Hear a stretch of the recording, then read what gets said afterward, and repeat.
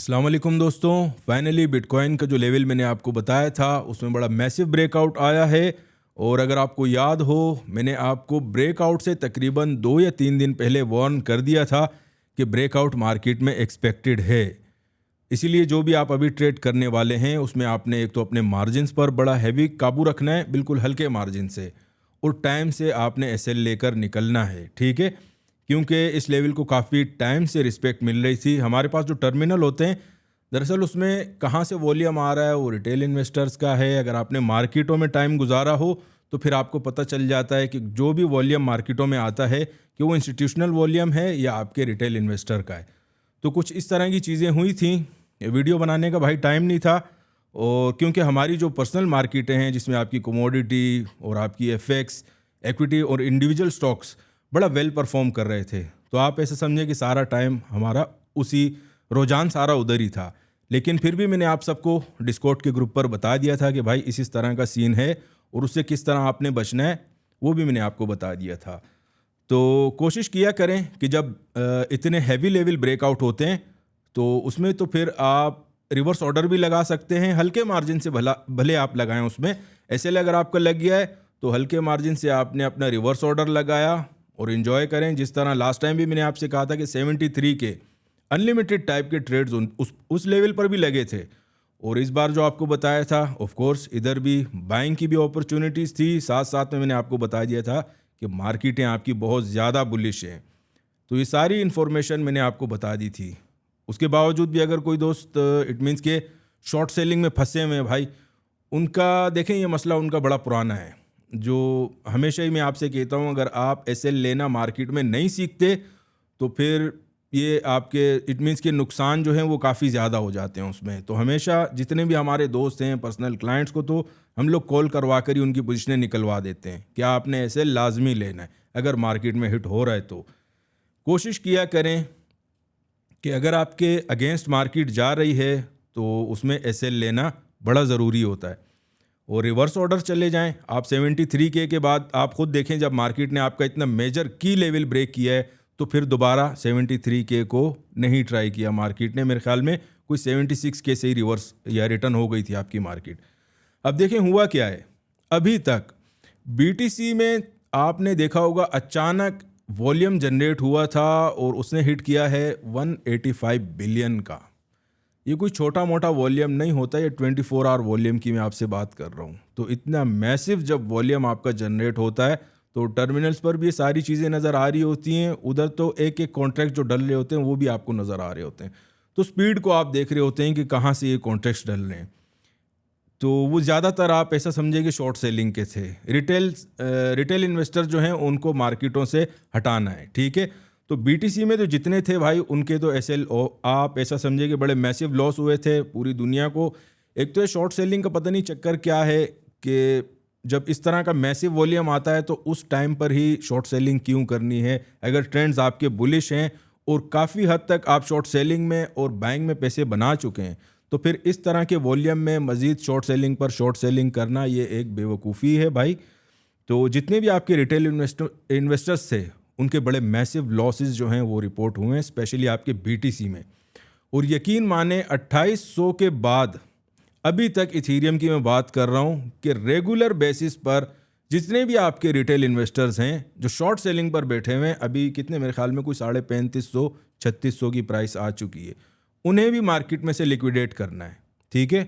तो लेकिन मज़े की बात ये भाई कि इथीरियम में अभी भी जो आपके शॉर्ट सेलिंग का जो है ना रेशो, अगर आप मार्केट में लेते हैं तो वो 75-25 आ रहा है। बाइंग जो है वो सिर्फ 25 मार्केटों में कॉन्ट्रैक्ट साइज़ की शो हो रही है और शॉर्ट सेलिंग में आपके 72 या 75% तक अभी भी शॉर्ट सेलर जो रिटेल के हैं, रिटेल इन्वेस्टर, वो मौजूद हैं। तो एक बड़ी हैरानी की बात है।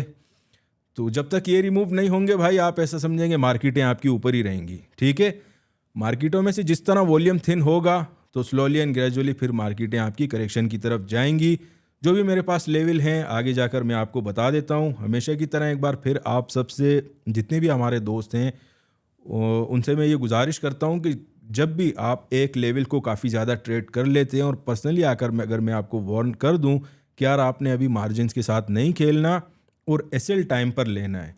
असल में देखें बात ऐसी है कि दो चार दोस्तों ने मुझे पर्सनली डीएम किए थे कि यार सद भाई बीटीसी में फंस चुके हैं, ठीक है, और उन्होंने टाइम से एसएल नहीं लिया था। हल्का मार्जिन है, लेकिन जब मूवमेंट आपकी ज़्यादा आ जाती है तो वो हल्का मार्जिन भी आपके गले पड़ जाता है।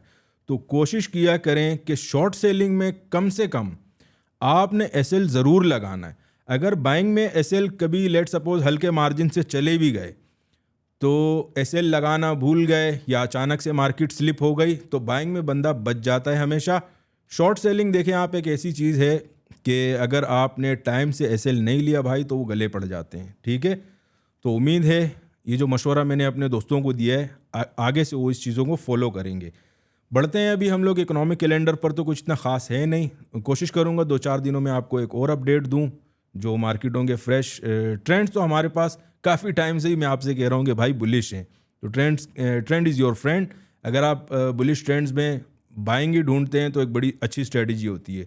जब आपकी मार्केटें आपको बता दिया जाए कि यार अभी आपकी मार्केटों में बेयरिश ट्रेंड्स हैं तो तब आप उसमें शॉर्ट सेलिंग भी ढूंढ सकते हैं। और ऑफ कोर्स जब मार्केटें आपकी रेंज बाउंड होती हैं या रेंज बाउंड ना भी हों, कुछ भी ना हो मार्केट में, फ्रेशली भी अगर कुछ ऐसा हो जाए कि मैसिव मूवमेंट आ जाती है, उसमें मैं आपको डिमांड और सप्लाई बताता हूँ कि इस जगह पर आप बाइंग कर सकते हैं और इस जगह पर शॉर्ट सेलिंग कर सकते हैं।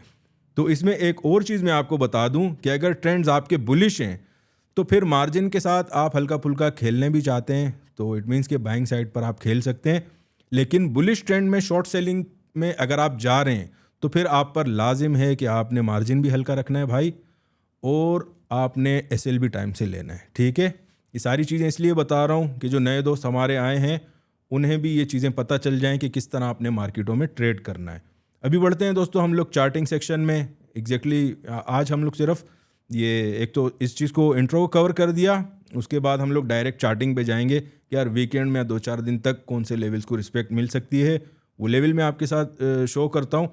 और फिर अगले हफ्ते जैसे ही कोई ड्रॉप आता है कॉन्ट्रैक्ट साइज में या ऐसा लगे कि यार अभी लेवल में हल्की फुल्की चेंजेस रिपोर्ट हो रही हैं तो मैं आपको एक फ्रेश अपडेट फिर बनाकर दूंगा।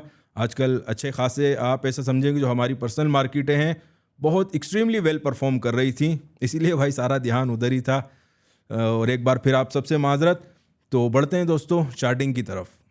चार्टिंग सेक्शन में हमेशा की तरह हम लोग स्टार्ट करेंगे बिटकॉइन के चार्ट से। और करंट मार्केट प्राइस आपकी अभी के लिए जो चल रही है वो है तकरीबन कोई 1,18,000 के आसपास। ट्रेंड्स हमारे पास अभी भी काफ़ी ज़्यादा बुलिश हैं। पहली डिमांड जोन जो शो हो रही है वो है तकरीबन 1,14,000 और सेकंड डिमांड जोन हमारे पास आ रही है 1,10,500 से लेकर 1,11,500 का एरिया।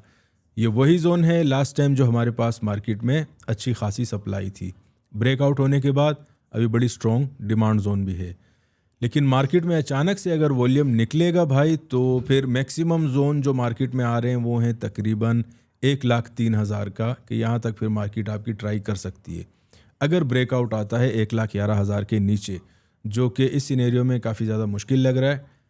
और ऊपर की तरफ अगर सप्लाई देखते हैं तो 1,24,000 से लेकर 1,25,000 का जो एरिया है ये हमारे पास पहली सप्लाई जो है वो शो हो रही है और सेकंड सप्लाई जोन हमारे पास 1,28,000 का है। अब ये नंबर काफ़ी ज़्यादा एक्सटेंडेड हैं क्योंकि जब मेजर लेवल्स आपके ब्रेक हो जाते हैं तो फिर आप एक्सटेंडेड नंबर्स को देखते हैं। मैक्सिमम ऊपर की तरफ क्या लग सकता है तो 1,34,000 और 1,34,500 का एरिया मार्केट में रिपोर्ट हो रहा है, ये जोन जो है। अब लास्ट टाइम में मैंने आपसे कहा था कि 1,18,500 जो आपको एक सप्लाई सेकंड सप्लाई थी हमारी, अगर आपको याद हो लास्ट वीडियो आप जाकर देख भी सकते हैं। तो कुछ दोस्त थे हमारे वो पूछ रहे थे कि असद भाई इतना तो मार्केट में लगा ही नहीं है, तो फिर आप 1,18,000 कैसे बता रहे हैं, ऊपर तो कोई चार्ट ही नहीं है। भाई जब आप मार्केटों में टाइम गुजार लेते हैं मेरे दोस्त तो फिर आपको सब कुछ पता चलता है कि एग्जैक्टली की लेवल्स कहाँ कहाँ तक आपकी मार्केट ट्राई कर सकती है। आप यकीन माने जब ब्रेकआउट आया भी था पूरे 2 दिन बीटीसी ने 1,18,000 और 18,500 पर ही स्ट्रगल किया था। उसके बाद 1,22,000 के आसपास गई थी मेरे ख्याल में। लेकिन अभी भी आप प्राइस को देखें तो सिमिलर लेवल जो है वो आपका मार्केट में ऐसा समझेंगे अभी भी उसी सप्लाई जोन को अच्छी खासी रिस्पेक्ट मिल रही है। लेकिन इस वीक के जो लेवल थे वो मैंने आपको सारे बता दिए। अभी हम बढ़ते हैं इथेरियम की तरफ। इथेरियम की अगर बात करें तो करंट मार्केट प्राइस आपकी चल रही है तकरीबन 35, 50 और 60 के बीच में। ट्रेंड्स हमारे पास एक्सट्रीमली बुलिश हैं। बीटीसी में जब वॉल्यूम आपका कम हुआ था तो इथीरियम में वॉल्यूम बड़ा मैसिवली गेन हुआ है, लेकिन कोई इतना ख़ास वॉल्यूम नहीं है। अगर देखा जाए तो तकरीबन अभी भी आप ऐसा समझें कि इंट्रो में मैंने आपसे कहा था कि शॉर्ट सेलर्स अभी भी मार्केट को डोमिनेट कर रहे हैं इथीरियम की, लेकिन इंस्टीट्यूशंस उनको निकालना चाहती है मार्केट में से। लास्ट टाइम जब हुआ था आपके बीटीसी में याद होगा कि 96 के अगर लेवल जब ब्रेक हुआ था तो 1,03,000 और 1,05,000 के बीच में मैंने आपसे कहा था कि बड़े मैसिव लिक्विडेशन हुई है शॉर्ट सेलर्स की। तो यहाँ पर इथीरियम में भी कुछ उसी तरह का सिनेरियो है कि जब तक इनकी या तो एसएल नहीं लेते या लिक्विडेशन नहीं होती तो मार्केट अपनी ऊपर की जो प्राइसेस हैं उनको होल्ड करेगी। ठीक है, इसके साथ साथ कुछ भी अगर वॉल्यूम या कॉन्ट्रैक्ट साइज में चेंज रिपोर्ट होता है या लेवल्स में कोई चेंजेस आती हैं तो इंशाल्लाह मैं आपके साथ डिस्कस कर लूँगा। इस वीक में हमारे पास जो पहली डिमांड शो हो रही है वो है तकरीबन 3350 की, इथीरियम की बात हो रही है, और सेकंड डिमांड जोन 2970 ये लेवल आ रहा है मार्केट में जो बड़ा स्ट्रॉन्ग है। ये वही लेवल है जो काफ़ी टाइम से हम लोग ट्रेड कर रहे हैं और हमारे पास सप्लाई थी, इस बार भी उस पर काफ़ी ज़्यादा स्ट्रगल हुई है और उसके बाद वो ब्रेकआउट दिया है। तो ट्रेंड्स हमारे पास इथीरियम की भी बुलिश हैं। मैक्सिमम जोन कहाँ तक इथीरियम ट्राई कर सकता है तो वो एरिया आ रहा है, लेट सपोज अगर देखें आजकल आप जब इतने की लेवल डिस्टर्ब हो जाते हैं ना तो फिर आप मार्केट में कुछ भी एक्सपेक्ट किया करें, और जब ट्रम्प जैसा प्रेसिडेंट भी आपकी मार्केट में हो जो कि ख़ुद भी इनसाइडर ट्रेडिंग में या आपके रिपब्लिकन्स बड़े हैवीली आजकल इन्वॉल्व हैं, तो फिर आप मार्केटों में कुछ भी एक्सपेक्ट कर सकते हैं। नंबर्स को याद रखना बड़ा ज़रूरी होता है। ठीक है, अभी लास्ट टाइम जब वीडियो बनाई थी मेरे ख्याल में कोई 1,04,000 या 5,000 के आसपास मार्केट चल रही थी। 1,18,000 की फोरकास्ट दी मैंने आपको कि यार ये ऐसा भी हो सकता है मार्केट में। 1,22,000 तक आपकी मार्केट गई है। ठीक है, अभी कोई 1-2 दिन पहले ये प्रेसिडेंट ट्रम्प जो हैं कुछ भी कह देते हैं भाई, सब मिली भगत होती है इनकी आपस में। मेरे ख्याल में हम लोग ट्रेड कर रहे थे कमोडिटी में, गोल्ड में ट्रेड हो रहा था, 2-4 दिन पहले की बात है। अचानक से इनकी एक ट्वीट आ गई थी कि मैं फेड चेयर पॉवेल को निकाल रहा हूँ। तो सिमिलर ड्रामा ये लोग आप ऐसा समझें कि इनका जब से टेन्योर स्टार्ट हुआ है, बल्कि उससे भी पहले इलेक्शन कैंपेन में भी ये बातें कर रहे थे। ठीक है, तो इस तरह की फिर आपने उसका इम्पैक्ट देखा कि अचानक से कोई $40-50 गोल्ड की मूवमेंट आई थी, बीटीसी इथीरियम पूरी मार्केटें डिस्टर्ब हो गई थी और उसका इम्पैक्ट मेरे ख्याल में कोई 1-1.5-2 घंटे तक रहा था। तो आजकल मार्केटों में इस टाइप की चीज़ें हो रही हैं। जब तक ट्रम्प हैं तो आप ये चीज़ें एक्सपेक्ट करें। डिमांड और मैक्सिमम जोन भी मैंने आपको बता दिया कि 2650-60 का ये आपने दिमाग में रखना है। अगर 2970 का एरिया भी मार्केटों में से निकल जाता है नीचे की तरफ। ठीक है, अब इसमें एक और सिनेरियो मैं आपको बता दूं कि अगर रिटेल इन्वेस्टर मार्केट में से निकलते हैं जो शॉर्ट सेलिंग पर बैठे हुए हैं, तो इंस्टीट्यूशनल की जो फिर आपकी उनका जो वॉल्यूम जनरेट होगा वो बड़ा मैसिव होगा, वो मार्केटों को बिल्कुल हैवीली ड्रैग कर सकता है नीचे की तरफ। तो कोशिश करें कि जो नंबर्स आपको बताए गए हैं उन्हीं के आसपास अगर आप अपनी पोजीशनिंग करें तो एक अच्छी स्ट्रैटेजी होगी। अभी आते हैं सप्लाई पर। पहली डिमांड हमारे पास मैंने आपको बता दिया 3350 और 2970 हमारे पास सेकंड डिमांड है। मैक्स जोन जो मैक्स आउट हो रहा है वो आपको 2660 और 70 का है। सप्लाई की अगर बात करें तो पहली सप्लाई हमारे पास रिपोर्ट हो रही है तकरीबन कोई 3830 से लेकर 3880 का एरिया, ये पूरे 50 पॉइंट हैं एक्सटेंडेड जोन। इसीलिए मैंने आपसे कहा था कि जब मार्केटों में की लेवल्स डिस्टर्ब होते हैं तो फिर आपकी ट्रेडिंग स्ट्रेटजी पर भी उसका असर पड़ता है और जो लेवल्स निकलते हैं वो थोड़े से एक्सटेंडेड होते हैं। अब ये 50 पॉइंट का मैक्सिमम जोन हमारे पास 3880 का आ रहा है पहली सप्लाई, और सेकंड सप्लाई लेट सपोज अगर ये लेवल ब्रेकआउट होता है तो ऐसा ना समझें कि कोई मैसिव मूवमेंट फिर आ नहीं सकती। 2600 का लेवल जब ब्रेक हुआ फिर आपने देखा कि 3150 की मैंने आपको सेकंड सप्लाई दी थी। 2-3 दिन तक वहीं पर आपकी मार्केटों में स्ट्रगल हुई थी और अचानक से मार्केट वहाँ भी पहुँच गई। तो वॉल्यूम जब मार्केट में आता है तो मैक्सिमम मूव फिर आप मार्केट में एक्सपेक्ट करें। सेकंड सप्लाई भाई हमारे पास आ रही है तकरीबन 4400 के आसपास। ठीक है, अगर 3880 के ऊपर आपकी मार्केट सस्टेन कर जाए तकरीबन भी 12 घंटे, तो आपकी मार्केट का जो नेक्स्ट टारगेट है वो है फिर 44।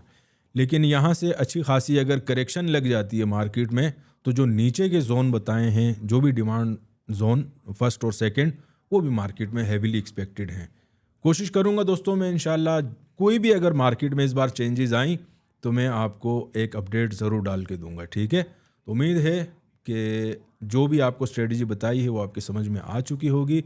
इंशाल्लाह मिलते हैं फिर नेक्स्ट वीडियो में।